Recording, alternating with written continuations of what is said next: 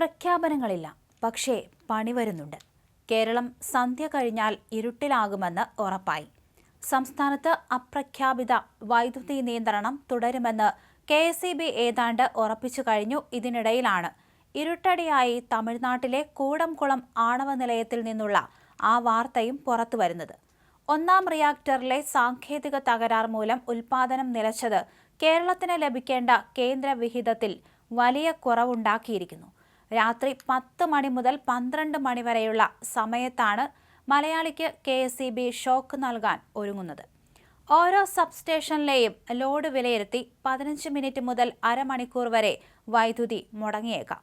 എല്ലാ സ്ഥലങ്ങളിലും ഒരേ സമയം നിയന്ത്രണം ഉണ്ടാകില്ലെങ്കിലും AC ഉപയോഗം കൂടുന്നതോടെ പലയിടത്തും ലൈനുകൾ ഓഫ് ആകാനാണ് സാധ്യത. സാങ്കേതികമായി ഇതിനെ ലോഡ് ഷെഡിംഗ് എന്ന് വിളിക്കില്ലെന്നാണ് മന്ത്രിയുടെയും KSEBയുടെയും വാദം.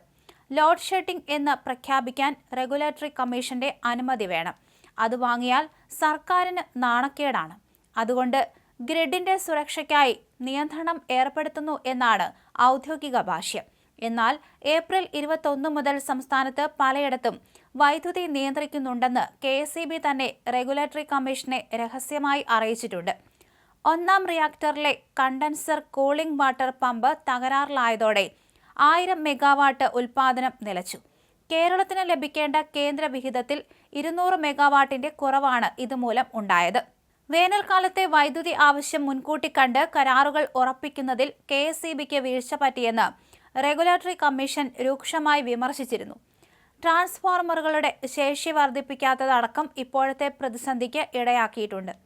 വില കൊടുത്താലും കിട്ടാനില്ല. യൂണിറ്റിന് 10 രൂപ നിരക്കിൽ പവർ എക്സ്ചേഞ്ചിൽ നിന്ന് വൈദ്യുതി വാങ്ങാൻ അനുമതി ലഭിച്ചെങ്കിലും ആവശ്യപ്പെട്ട 250 മെഗാവാട്ട് നൽകാൻ ആരും തയ്യാറല്ല.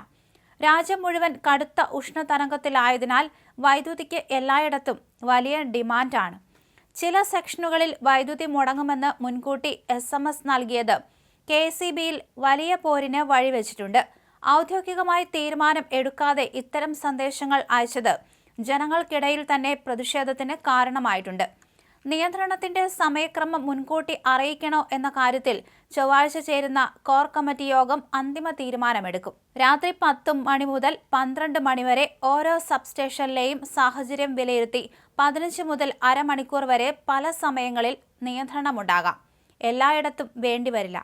നിയന്ത്രണത്തിന്റെ സമയക്രമം ജനങ്ങളെ മുൻകൂട്ടി അറിയിക്കണോ എന്ന് ചൊവ്വാഴ്ച ഊർജ്ജ സെക്രട്ടറിയുടെ സാന്നിധ്യത്തിൽ ചേരുന്ന KSEB കോർ കമ്മിറ്റി യോഗം തീരുമാനിക്കും. സാങ്കേതികമായി ലോഡ് ഷെഡിംഗ് ഇല്ലെന്ന് സർക്കാരും വൈദ്യുതി മന്ത്രിയും KSEBയും അവകാശപ്പെടുമ്പോഴും ഏപ്രിൽ 21 മുതൽ സംസ്ഥാനത്ത് പലയിടത്തും വൈദ്യുതി നിയന്ത്രിക്കുന്നതായി റെഗുലേറ്ററി കമ്മീഷനെ KSEB അറിയിച്ചിട്ടുണ്ട്. ഗ്രിഡിന്റെ സ്ഥിരത നിലനിർത്താനുള്ള ഇടപെടലുകളുടെ ഭാഗമായുള്ള നിയന്ത്രണം എന്നാണ് അറിയിച്ചത്. സബ്സ്റ്റേഷനുകളുടെ അടിസ്ഥാനത്തിലാണ് വിവരം കൈമാറിയത്. സമീപ ദിവസങ്ങളിൽ കൂടുതൽ സബ്സ്റ്റേഷനുകളിൽ നിയന്ത്രണം വേണ്ടി വന്നതായാണ് കമ്മീഷൻ നൽകിയ റിപ്പോർട്ടുകളിൽ നിന്ന് വ്യക്തമാകുന്നത്.